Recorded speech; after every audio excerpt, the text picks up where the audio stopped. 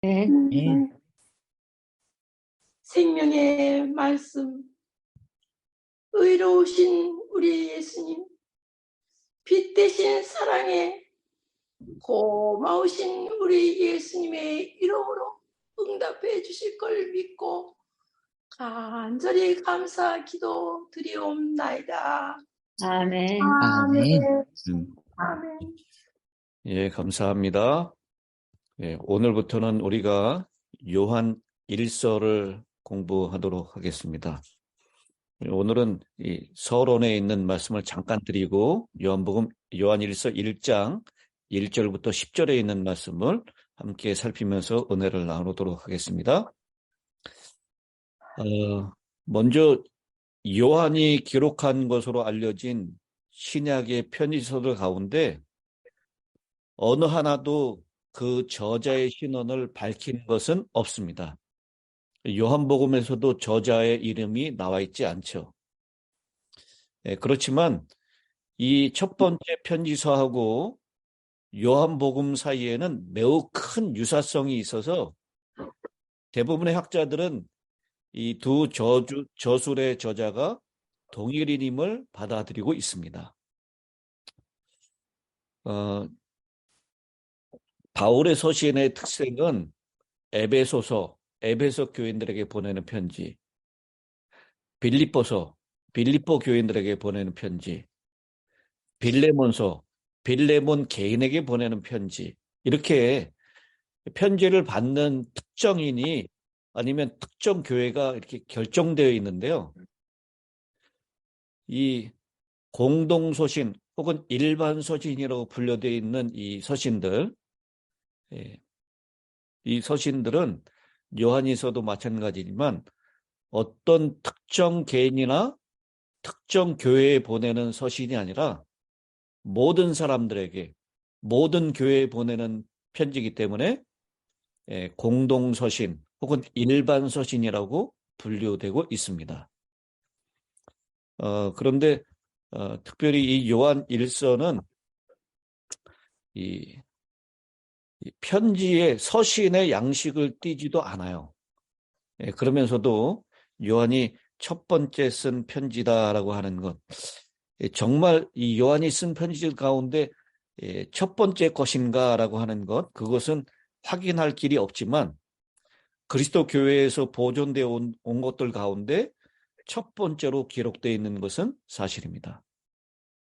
그리고 문제는 여러분, 요한 복음이 먼저 기록됐을까요? 요한 서신이 먼저 기록됐을까요? 요한 서신. 이 요한 서신이 먼저냐, 아니면 이 요한 복음이 먼저냐, 아무런 확정적인 결론을 내릴 수가 없고요. 학자들의 견해도 양편으로 나뉘어 왔습니다. 그런데 어느 것이 먼저냐라고 하는 것보다는 이 편지서가 가르치고 있는 주제가 더 중요하다라고 생각을 합니다. 요한복음의 주제는 예수 그리스도가 하나님의 아들 그리스도인, 예수가 하나님의 아들 그리스도인 것을 믿고 그리고 영생을 얻기 위해서 편지를 기록했다, 복음서를 기록했다라고 한다면 이 요한 1서의 주제는 사랑입니다. 그의 영적인 깊은 권면을 던져주고 있는데요. 요한일서 4장 8절에 있는 말씀이죠. 한번 찾아보겠습니다. 요한일서 4장 8절. 사랑하지 아니하는 자는 하나님을 알지 못하나니 이는 하나님은 사랑이심이라 라고 했습니다. 7절에서도 사랑하는 자들아 우리가 서로 사랑하자, 사랑을 강조하고 있고요. 그 다음 10절에서도 사랑은 여기 있으니 우리가 하나님을 사랑한 것이 아니요 하나님이 우리를 사랑하사 우리 죄를 속하기 위하여 화목제물로 그 아들을 보내셨습니다. 사랑하는 자들아 하나님이 이같이 우리를 사랑하셨은즉 우리도 서로 사랑하는 것이 마땅하도다. 네. 그래서 이 요한 1서의 주제는 사랑이고요. 그리고 이 요한 1서를 기록한 목적이 1절, 2절에 또 4절까지 이 서신의 초기에 나타나고 있는데요. 요한 1서의 주된 단어는 무엇이냐면 사귐이라고 하는 단어입니다. 이 헬라어로는 뭐라고 우리 얘기하죠? 우리도 많이 쓰는 단어인데요. 사귐이라고 하는 단어, 코이노니아라는 단어입니다. 코이노니아. 제가 대학원에서 쓴 논문이 바로 요한 1서에 나타난 코이노니아의 이 의미, 이 코이노니아의 의미에 대해서 제가 논문을 썼습니다. 굉장히 깊은 의미가 있어요. 근데 그것을 우리가 여기서 다 이야기할 수는 없을 것 같고요. 요즘 이 문제가 무엇이냐면요. 이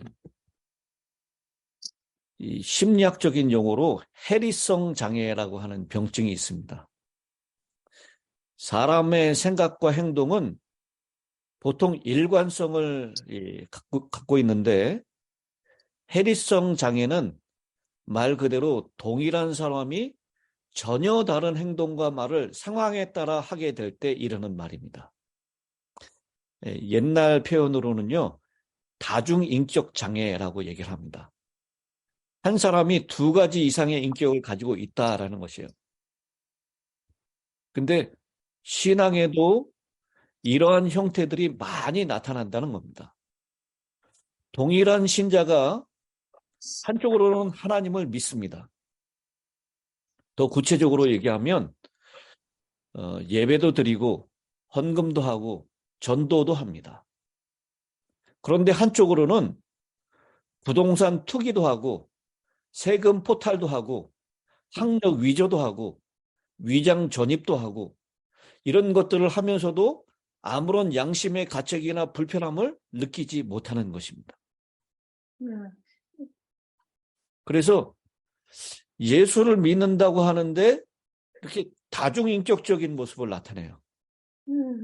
어떨 땐 굉장히 신실하다가 어떨 때는 이 거리낌 없이 거짓말과 사기를 하고 다른 사람을 음해하고 이런 것들을 양심의 가책도 없이 불편함도 없이 자연스럽게 한다는 것입니다.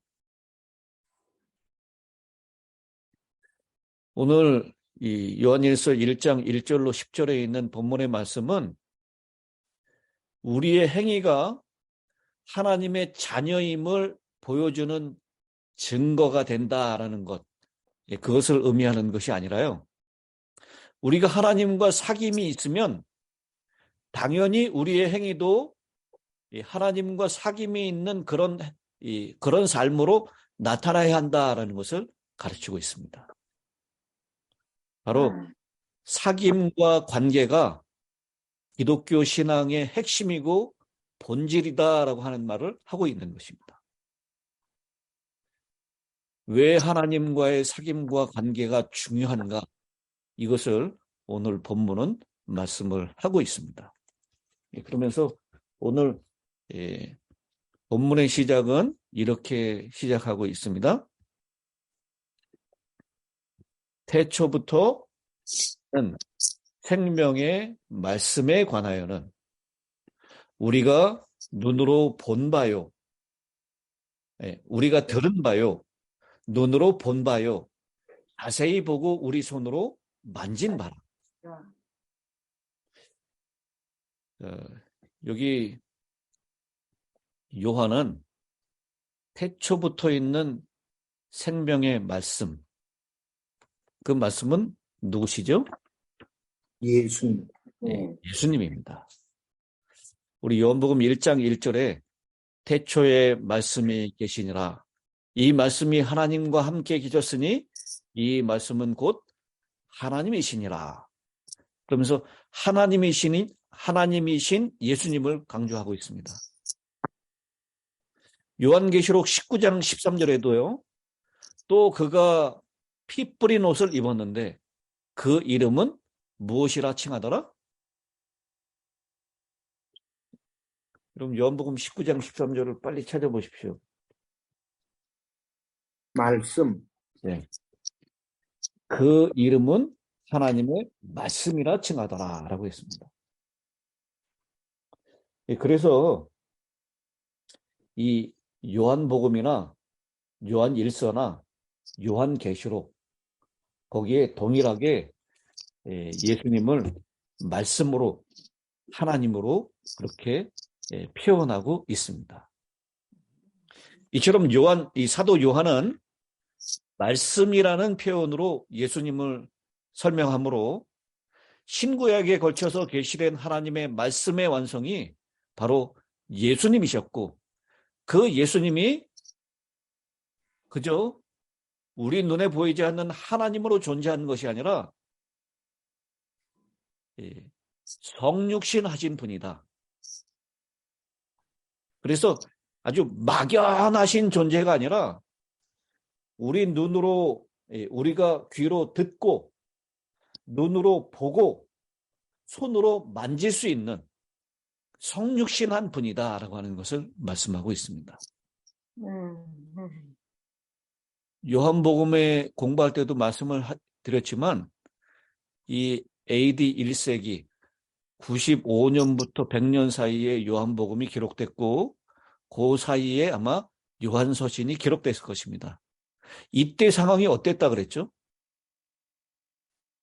이미 예수를 본 사람들이 다 죽고 없어졌어요.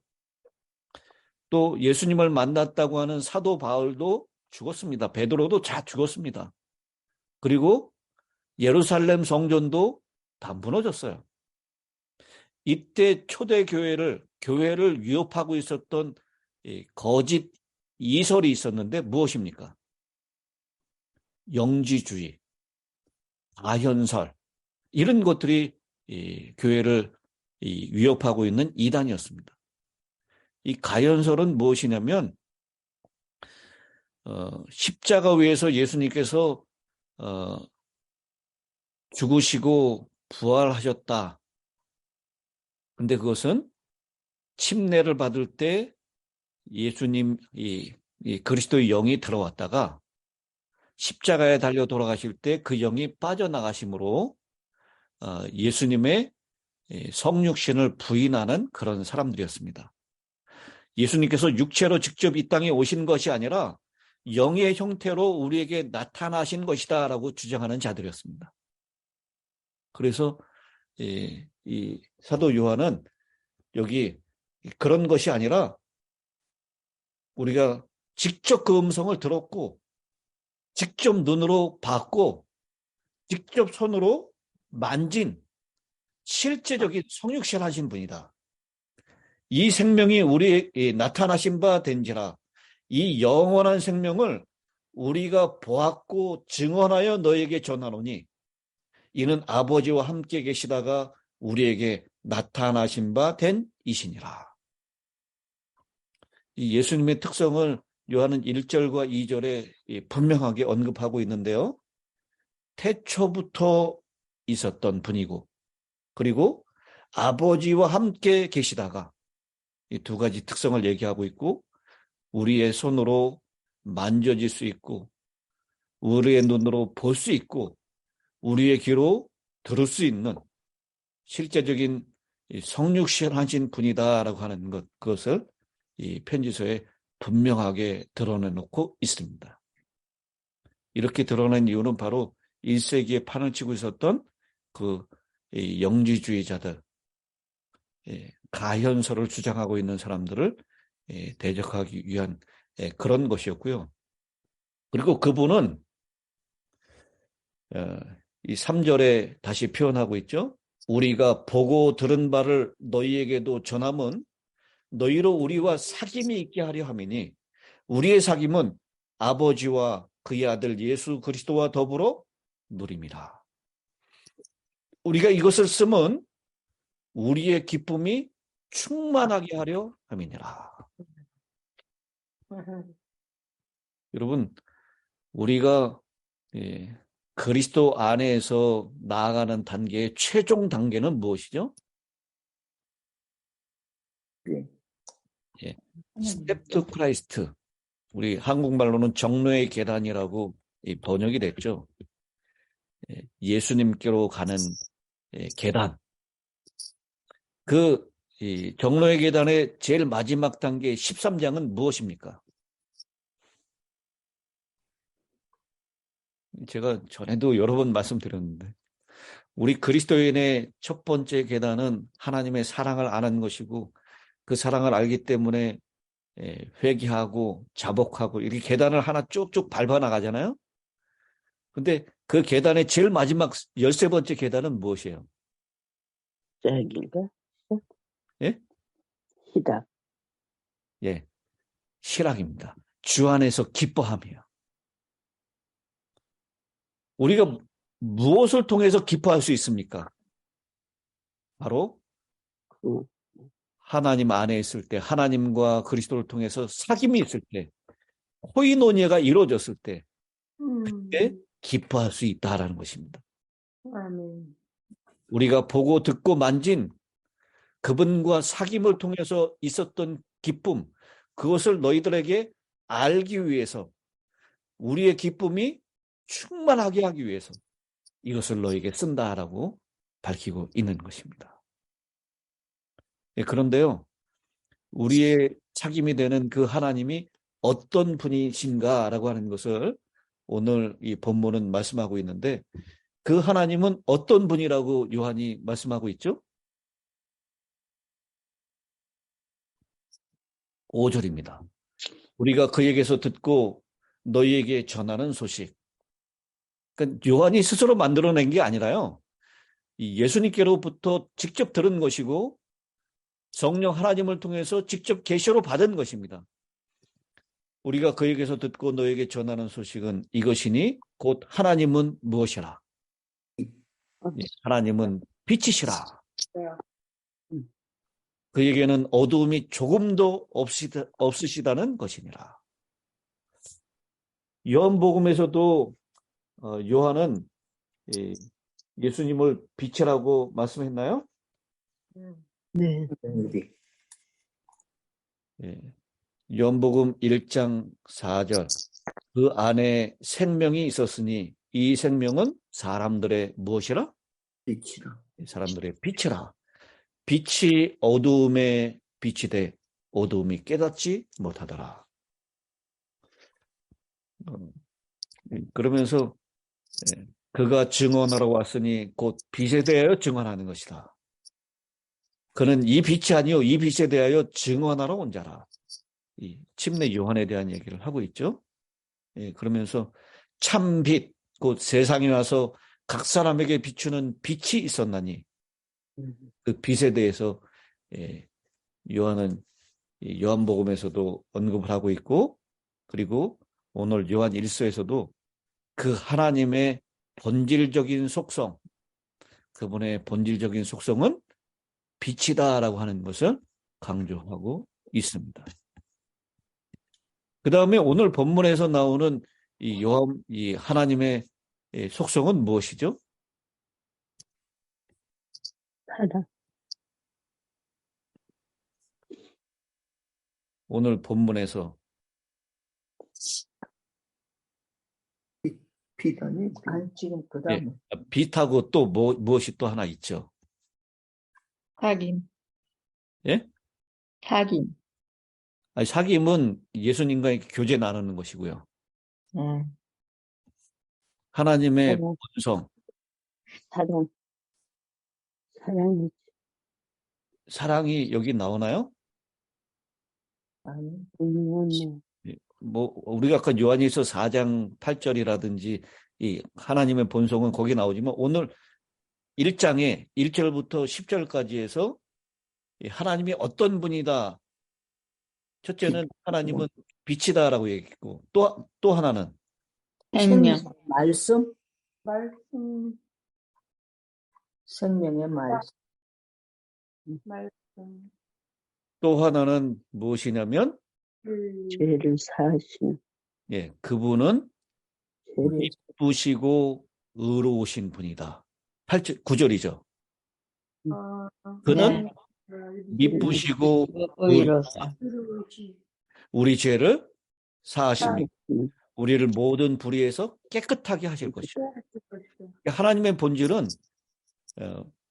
믿을 만한 분이시고 의로우신 분이시다. 여러분, 이 말씀 묵상을 하실 때 늘 하나님이 어떤 분이라는 것을 찾아보시는 것은 굉장히 유익합니다. 그리고 그 하나님이 우리에게 무엇을 해주시는 분이신지를 찾아보는 것. 네, 목사님, 예. 미쁘시다는 뜻을 좀 말씀해 주십시오. 믿을 만한 분이다. 예. 성실하신 분이다. 예, 감사합니다. 틀림없는 분이다. 그런 뜻입니다. 예, 감사합니다. 근데 그분은 빛이신 분이기 때문에요. 우리 어두움 가운데 있던 사람들이 감히 범접하지 못할 분이에요.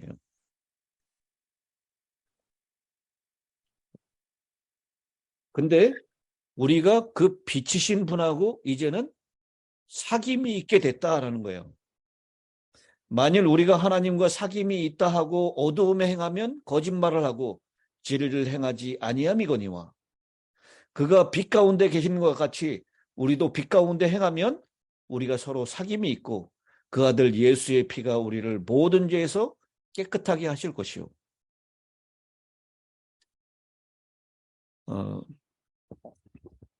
하나님은 빛이셨고요.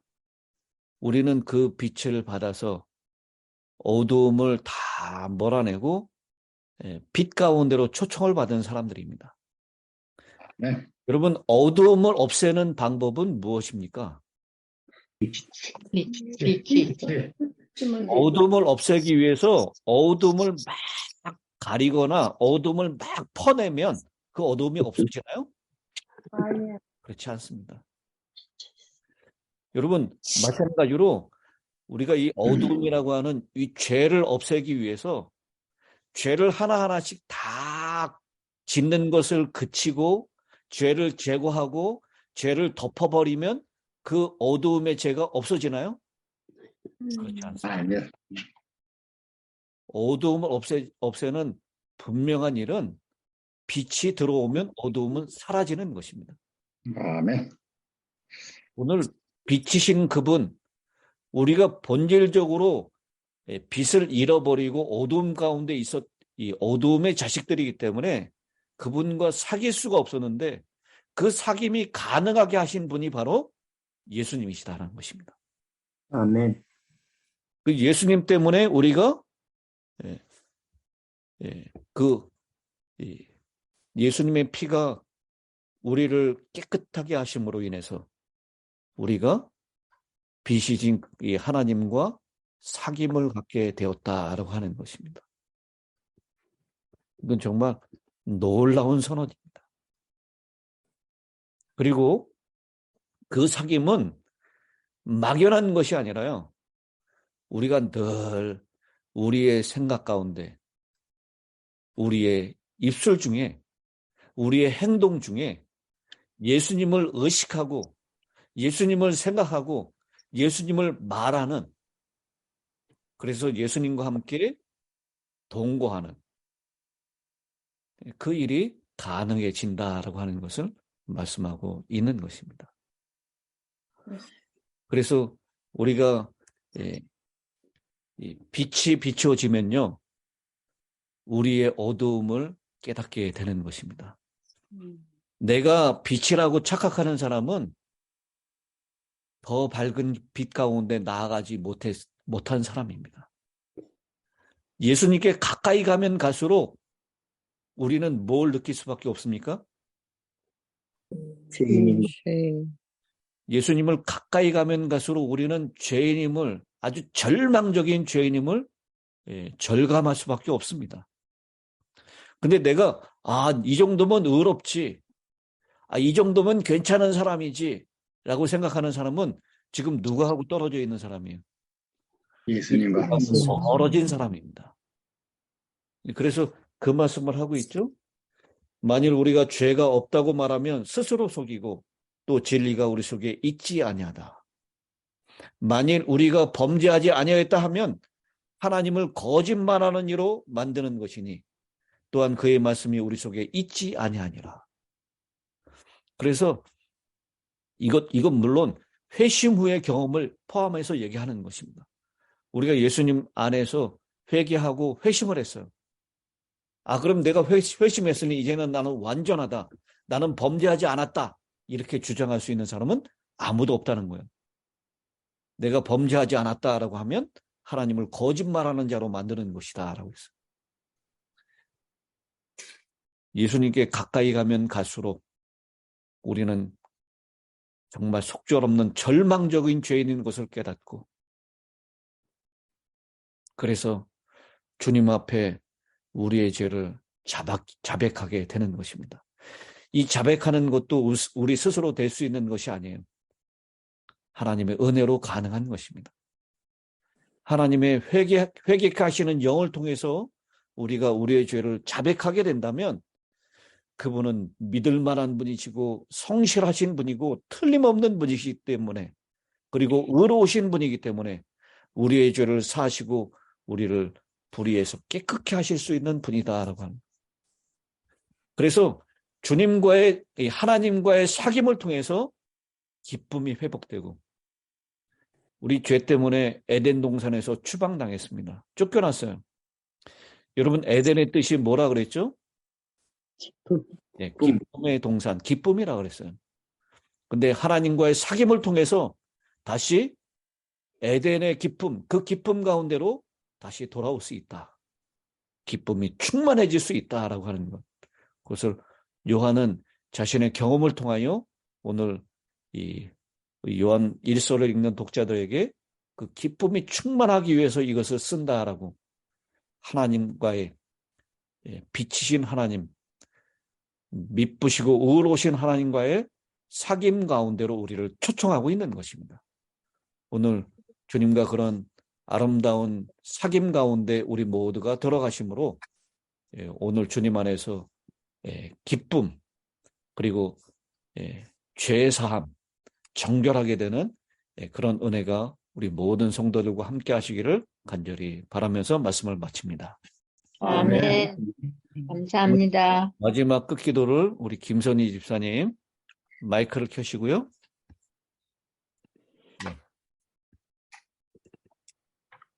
하늘에 계신 아버지 하나님, 이 아침에도 우리에게 생명을 연장시켜 주시고 빛 대신 말씀의 제단 앞에 우리를 모아주시니 정말 감사하고 감사를 드리옵나이다. 아버지 하나님, 우리의 죄를 말끔하게 씻어주시기 위해서 십자가에서 피를 흘리신 주님의 놀라우신 은혜, 저희가 어떻게 다 감당할 수 있사옵니까?